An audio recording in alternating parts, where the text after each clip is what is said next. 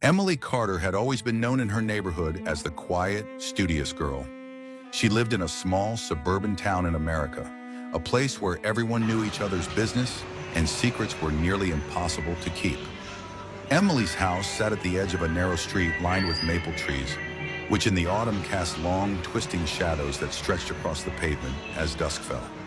Her bedroom, tucked in the back corner of the house, overlooked the backyard where an old swing swayed in the wind even when no one was there to push it. On a chilly Friday evening, Emily had stayed up late to finish a research project for her high school history class. Rain tapped lightly against the windows, and the soft hum of distant traffic mixed with the whispers of wind through the trees created a strange, almost eerie atmosphere. Normally these sounds comforted her. They reminded her she wasn't alone. But tonight something felt different. The air in the room seemed heavier, colder, as if it carried a presence she couldn't see. Her phone sat on the desk beside her textbooks, screen glowing dimly as she referenced pages from a thick history book. Emily's focus was broken by the sudden vibration of the phone, followed by the shrill ringtone she had set weeks ago. Her eyes widened as she saw the screen. Unknown number. Her fingers hovered over the phone, hesitating for what felt like an eternity. Trembling, she pressed the green button to answer. The line was silent at first, then a soft, irregular breathing echoed through the speaker. Emily's hands shook violently. "Hello? Who is this?" she asked, her voice trembling. There was no response, only that slow, chilling laugh. It was low, hollow, almost whispering, and it made the hairs on the back of her neck stand on end. Emily dropped the phone. Her heart pounded like a drum. She could barely breathe. "It's probably a prank. Just a prank," she murmured to herself. But the unease didn't subside. Every instinct in her body screamed at her that something was wrong, that this was no ordinary prank call. Minutes later, the same number called again. Emily's phone rang insistently, louder this time, as if it knew she couldn't ignore it. Her desk lamp flickered slightly, casting erratic shadows across the walls. She picked it up again, only to hear a distorted version of her own voice. "Emily, open the door." Her blood ran cold. The bedroom door, which she had locked, creaked slightly as though pushed by an invisible hand. The cold that seeped in was unnatural, biting through the warmth of her blanket and chilling her bones. She froze, unable to move, staring at the phone screen, which now glowed with a strange, almost sinister light. Hours seemed to stretch. The room grew darker, the shadows more pronounced, and Emily's fear escalated. Her eyes darted to the window, where she thought she saw a faint silhouette, tall, still, watching. She blinked, and it was gone. The rain outside intensified, tapping harder against the glass, almost in rhythm with her racing heartbeat. At approximately 3 a.m., Emily's phone rang once more. She could no longer deny that this was not normal. The number appeared on the screen. "Incoming call, Emily." Her hands trembled as she answered.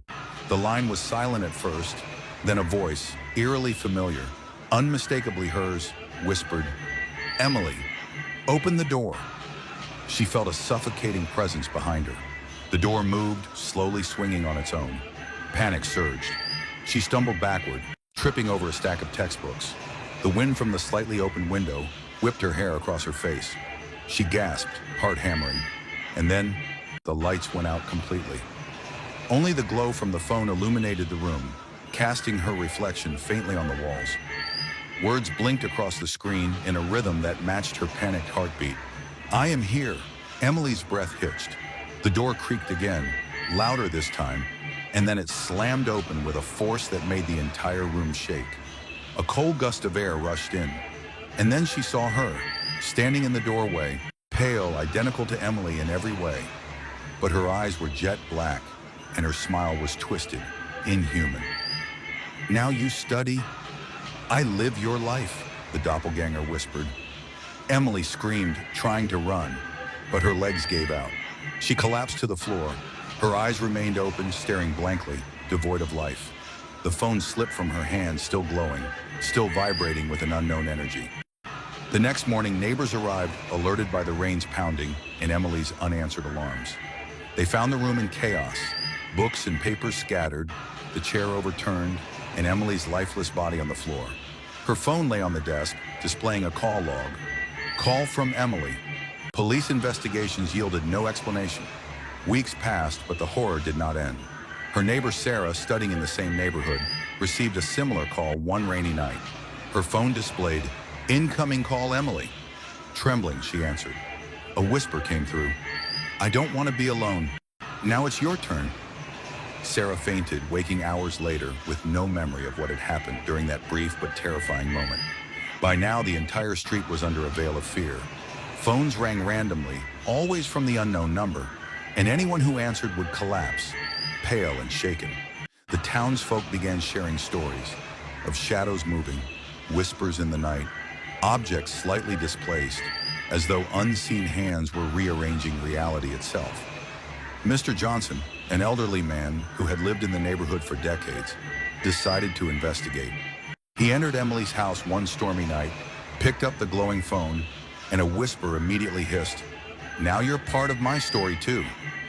The temperature in the room plummeted, and strange white blotches appeared on the walls. Mr. Johnson realized that Emily's soul had become trapped inside the device. He warned the neighborhood, never answer unknown calls. Some, curious or skeptical, ignored the warning, and each time the same chilling words would echo, "Are you ready for your turn?" Emily's trapped spirit fed on curiosity and fear, ensuring that the horror spread like wildfire. New residents moved in, only to experience nights filled with ringing phones, shadows, and whispers. The terror became a permanent part of life, lurking silently in every household. Even attempts to destroy the phone proved futile. Mr. Johnson once tried to take it to an abandoned church. The moment he stepped inside, the phone lit up, whispering, "You're on my list now." The realization sank in. Emily's spirit could not be destroyed. It had found a way to exist through the fear and the unknown. And so, the nightmare continued.